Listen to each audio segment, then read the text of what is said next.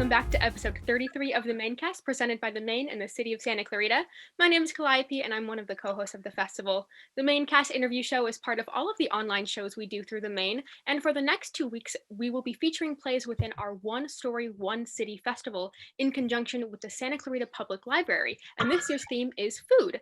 So this week, we are happy to welcome back Theatre Americana with their production of A Recipe for Disaster, written and directed by Donna Scarantino. The show will start at 7 p.m. this Friday night on Zoom, where audiences will get to participate in a talkback after the show, and it will also be on Facebook Live throughout the weekend. Today we have cast and crew members from A Recipe for Disaster, so can I please have our lovely guests arrive? Hi, everybody. Hi, Calliope. Hi, so can I please have you all introduce yourself and say the role you are in the show? Right, okay. I'm Donna Scarantino. I'm actually president of Theatre Americana, and I play one of the Valley girls in this video.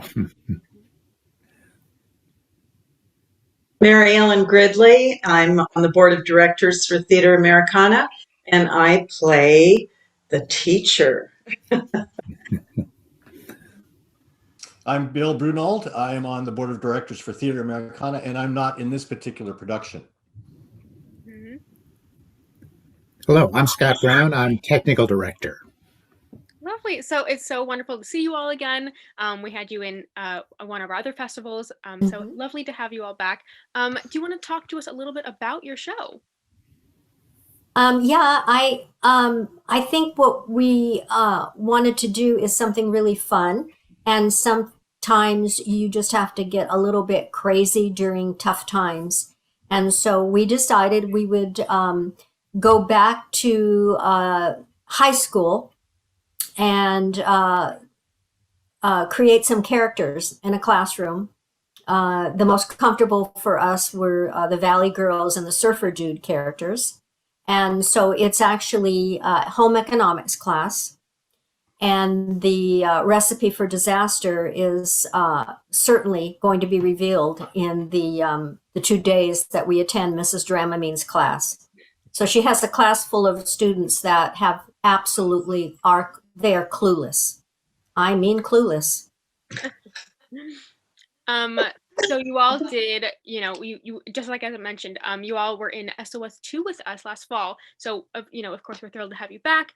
So how have your directing and acting approaches changed since then? And what new things have you tried out for this production?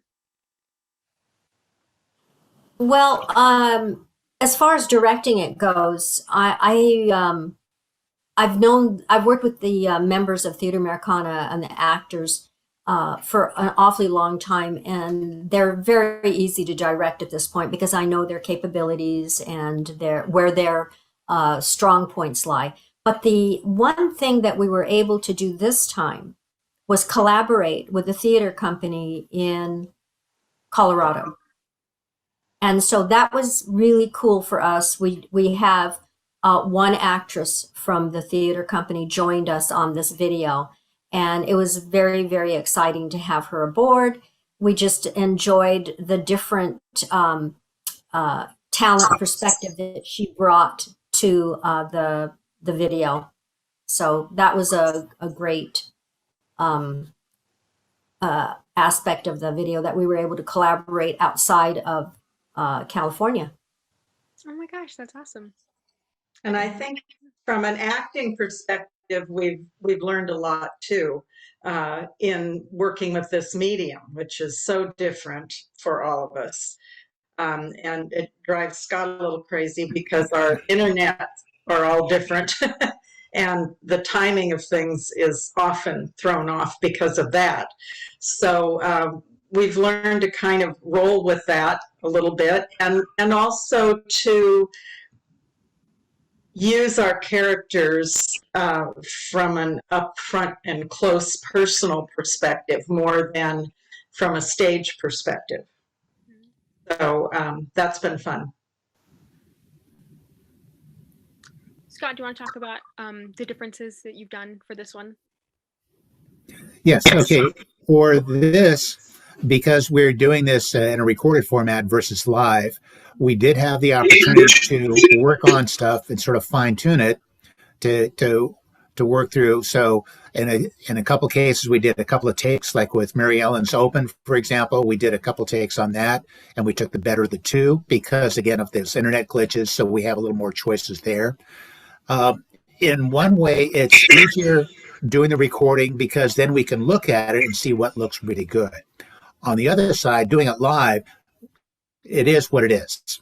And so that actually saves me work because I don't have to go in and spend time editing. But they're a little bit different. They're both fun each way, but they're their own individual challenges. Yeah, and I think with this, the video that we did, we were able to. I know you saw it, Calliope. We were able to bring in aspects and embellish that we may not have been able to do live.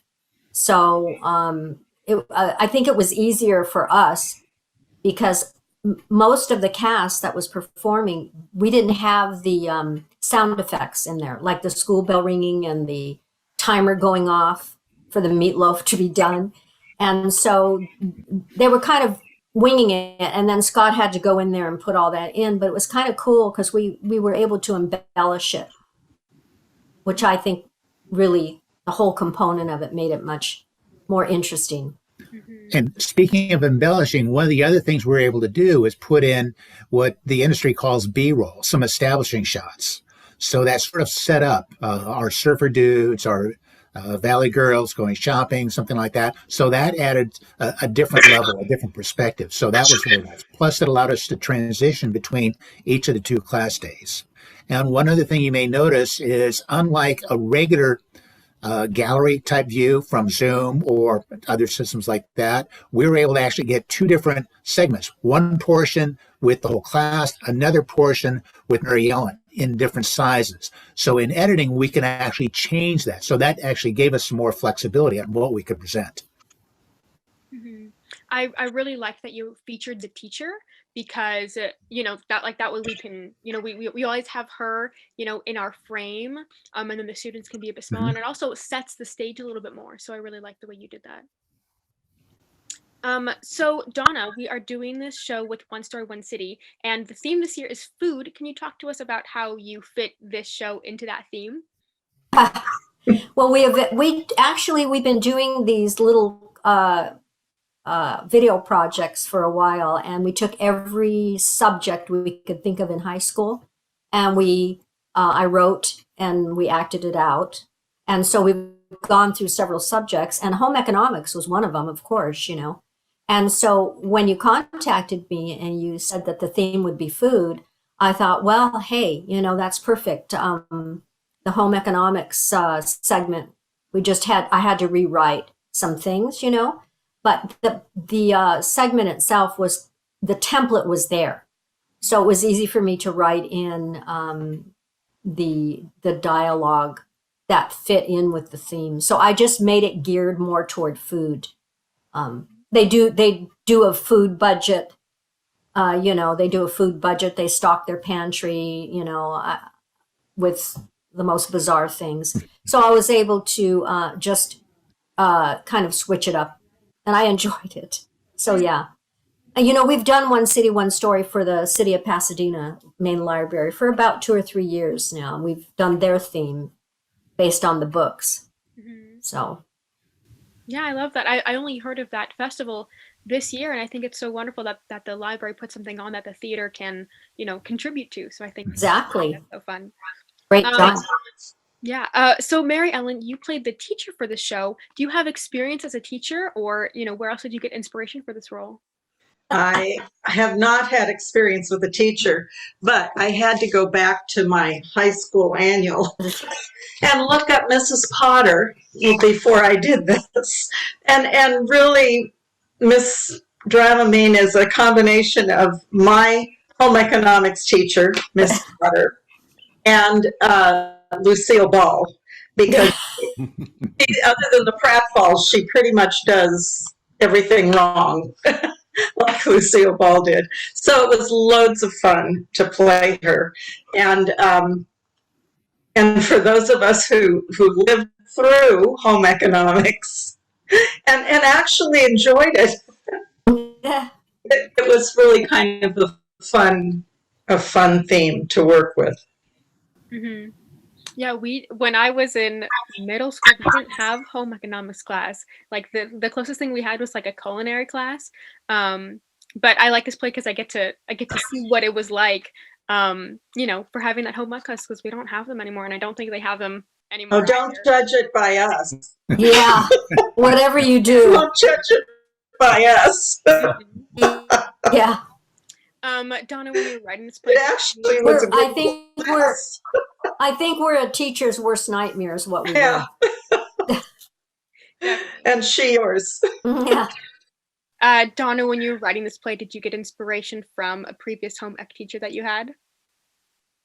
I did. I did. But I was horrible in home economics class. I was completely bored. And so I didn't really do that well. And it's really interesting because they taught sewing in home economics, and I was the worst seamstress, if you want to call it that, there. And my father was a fine tailor. He does beautiful work, and I didn't inherit any of that. So, yeah, I went back to some of the characters in school, and it was really fun doing that because I could remember, they were cut ups in class big time, and I really got a kick out of them. So, yeah, it was easy to relate to all of this. Mm-hmm. That's wonderful that you get to pull from your memories and pull from Yeah, from such a young time in your life. from high school, high school. Yeah, that's so fun. So Scott, you've touched on this briefly, but if you wanted to add anything to it, you said you're the technical director for the show. What was your experience working with a recorded play versus a live play? And I know you touch on this, but do you want to add anything else? Well, one of the key things, of course, is in working with it on an editing standpoint is we have to think of this box. So what can we do to augment this box and make sure, for example, like right now, how was the lighting? What can we do to take things that we've already got in our workspaces or homes or whatever to move around just a slight bit that we then don't trip over? Little stuff like that. How can we keep those errant pets away from us during that short time? Bribe them with food or whatever. Otherwise, they'll pop up over the shoulder right in the middle of a session, and we've had it happen. We've even had somebody walk through a scene with a green screen in the background, and we see a hand sort of appear. So those are challenges. If we do get a chance to do a second take, then we'll do whatever we can to cut that out. But that does happen. I do want to add, Calliope, is that to make it as natural setting in a classroom that I could, we have a lot of talking over one another because really that's what students do in a class. I mean, at least some of the classes that I was in, they talk over, they make comments, and so we had to really get used to doing that because we didn't want to drown out Mary Ellen. We didn't want to drown out everybody else, but we tried to make it a natural setting by having conversations with one another across the room, across the classroom. And it's interesting too, being the technical director, that usually if you were on stage, you would just fix the lights, you would go over and fix the mic, but in this case, you have to tell the actors how to fix the light, what setting to put it on, where to play it. And so now like the actors are doing all this tech work that they're probably not used to doing. Yes. Well, they've learned. And as we experienced just before we went live here, is that we had to adjust mic volumes, and not everybody knows exactly where to click. So it's the same challenge. And then, of course, you have people that are using different versions, different computers, phones, tablets, whatever, and the applications don't work the same. So that's a very interesting challenge. Yeah, there's so many more variables working from home, working from everybody's different computer and microphone and lights and all these things, when in theater we take it for granted, but it's so contained. It's like once you change something, that's how it is. That's how it is for everybody. Right. But for this, exactly, there's just so much more to work with. But I applaud you for working with such a big cast, especially being able to fix every single person, making them all look and sound good. So that's awesome. Mm-hmm. So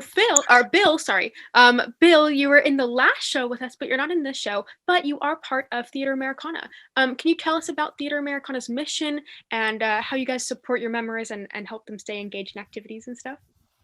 Sure. Well, Theatre Americana, of course, is a nonprofit, and we collaborate with all kinds of organizations to provide what we consider to be quality theater. Performances of all kinds, for all ages and all kinds of groups. So we produced and performed a number of original plays, and a number of those are written here by our own Donna Scarantino. And we aim to be positive, and we aim to be influential on the culture. And we've helped raise kinds of organizations as we donate our time to rehearse a lot. We do, and we prepare ourselves to perform quality theater whenever we can. And one of the things we do, I think that's closest to our hearts, is that we like to mentor younger actors, younger aspiring artists who've been bitten by that bug we call the theater bug. And so that's always been a really neat thing that we've been able to do. But as far as supporting our members, I think TA has provided acting workshops, workshops for voice and for singing, and we probably will be having pretty soon, from what I understand, some kind of a Zoom coaching that will come from one of our directors. That would be Mark, who directed the show that we did for you in September. And as we've already alluded to, performing in this box, this box here is much different than performing on a stage. So it requires a different form of skills that we don't normally have as actors. So, but that's pretty much the short and long of it as far as TA is concerned. Mm-hmm. Do any of you want to speak about your experience being in TA? Well, I mean, TA was formed back in the 1930s by funds that were set aside for the arts by President and Mrs. Roosevelt. And we were one of the recipients of those funds. And we are the oldest theater company. There may be one more, but we are one of the oldest theater companies in the United States. We originated in Altadena, California, where a building was built for us, Davies Hall, on the Farnsworth Park premises. And so you can see, and this is back in the 1930s, we've been going. We continue to thrive, and that's really amazing to me, especially in this culture right now. I mean, look at what we've transitioned into from live theater to Zoom and video performances. So we were really blessed. And as far as our members go, we do provide several opportunities for them to perform, whether it's in a musical production or a theater play. We try to do original work. Once in a while we do a classic, but our main goal is to provide opportunities for our members to grow as artists in whatever genre that they are interested in. Mm-hmm. And, of course, this year has been really hard on, independent theater companies, but it's so wonderful to see you all thriving. And I can't wait to come visit you at your theater in Pasadena, hopefully soon, but we'll see. But it's so wonderful that you're able to keep that history alive, and have such a strong group of members and actors and designers and everything. We're really blessed to have that. Mm-hmm. So on that note too, do you have any other productions coming up? Do you have anything in the works? We do, and we're very, very excited about this. This is been a 2-year project. It was supposed to go live, but because of COVID, we are turning it into a video, but it'll be on stage video. So it won't be a Zoom performance. And the collaboration is with Journey House. Now, Journey House is an organization that provides resources for young adults who have aged out of the foster care system.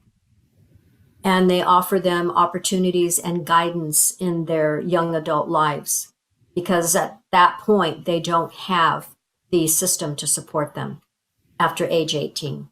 So Journey House asked if we would collaborate with them on this project. Now we're right in the throes of rehearsals with it via Zoom, And then we've scheduled the video production in May. And the young adults that are part of Journey House wanted to tell their stories. And that's what we're helping them do.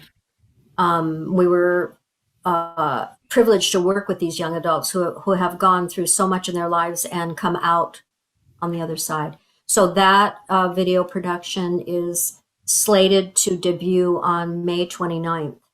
And we wrote 2 original songs to go into the production. And so we're very, very happy to be working with the individuals on this production. It's going to be. Yeah. Might I say, Donna and our musical director have written an absolutely incredible song for the finale of this show, and I think it stands alone. And can't wait to see that up on YouTube for everybody to enjoy. They've just done an amazing job, and some of us will be helping with the recording of that. But it's very exciting. Right. So this is another opportunity for and we have to stay within the COVID regulations. So we can't have our normally big group come in, which we would normally do. But this is another opportunity for some of our cast members, especially those that are very strong in the vocal area, to be on the track for the song that we wrote. So it's exciting to be a part of this project, and we're glad to help with it. We're very excited about it. Scott, are you going to be doing the technical directing for that as well when you're on the stage? Yes, and we'll be coordinating with people from Journey House plus some outside vendors to put together some of the resources. One of our challenges here is we do want to keep a live stage feel, but going to what has been spoken to, we've got COVID issues. So how do we actually record that? Do we record that as one take straight through, or do we break it up in little sections and then do camera cuts? So we're looking at how we can do the smoothness and also maybe break out as a separate little recording individual monologues and then use those as cutting in closer, farther back, stuff like that. So that's part of our challenge here as well. Plus, we're working on a regular stage area. So what can we use in terms of what's already in the theater, and what do we have to add in to augment for the videotaping? Because camera people like different lighting. Camera lighting should not be dramatic. Otherwise, we can't see stuff. But on stage, that's what we have. So how do we intersperse that, and how do we take advantage of that? Because we could add that in post-production, but we don't have the time, we don't have the budget, we don't have the technology to do that. So what can we do to meld them together? And I think we're coming up with some interesting solutions to be able to address that. So I'll be interested to see what the end result is. Yeah, we have the individuals we're working with, we're Zooming rehearsals with them. They're Zooming. We're having one-on-one coaching because a lot of them have never acted, but they want to. And so it's our job to get them where they should be. So we are looking. A wonderful opportunity for them and for you. Yes. And I hope that you mention that, after the show at the Talkback. We will. Mm-hmm. That's we will. And you also are donating the proceeds of this show to Lifeline for Pets. Do you want to talk to us about that too? We are. That is a rescue that rehabilitates animals, and it's of course a no-kill facility. And my sister, it's very close to my sister's heart. She works for them, volunteers her time. It's an all-volunteer organization, and so we're really. I'm hoping that we do well. That people will recognize the fact that they're very caring, loving organization, a rescue. And right now, the majority of animals, it's the majority of animals they have are cats. So, so we're looking forward to hopefully having people donate to Lifeline for Pets. Well, I think that's a beautiful way to wrap up this week's episode. I love that you guys are working with such wonderful organizations and, using theater to also promote other causes. So I think Right. absolutely wonderful. So thank you again so much to Donna, Bill, Scott, and Mary Ellen for joining me today. It was so lovely to see you all again and to work with you all again. And thank you to our audiences who watch the MAINcast every week. So please tune in to watch A Recipe for Disaster this Friday, March 26th at 7 p.m. PST on Zoom with a talkback following the performance. And this will be the very last talkback we are doing for online shows at the Main, because the next festival, all of our shows will be on YouTube. So we're not going to be doing talkbacks for those. So make sure that you stick around for this one this week. The new Zoom link for the One Story, One City shows is posted on our Facebook page. And I also wanted to let you all know that we will be taking a few weeks off before our next show, which will be Spider-Woman Stories in conjunction with the Cowboy Festival. And that will have a MAINcast on April 13th and a show on April 16th on YouTube. And of course, don't forget to check out our other events we have at the Main, including 10 by 10, food sessions, and New Heights. Again, thank you all so much for being here. We will see you on Friday. Thank you, Calliope, for Thank you, having us. Calliope. We enjoy you immensely working with you. Bye-bye. Well, I enjoy you guys too. Okay, thank you all.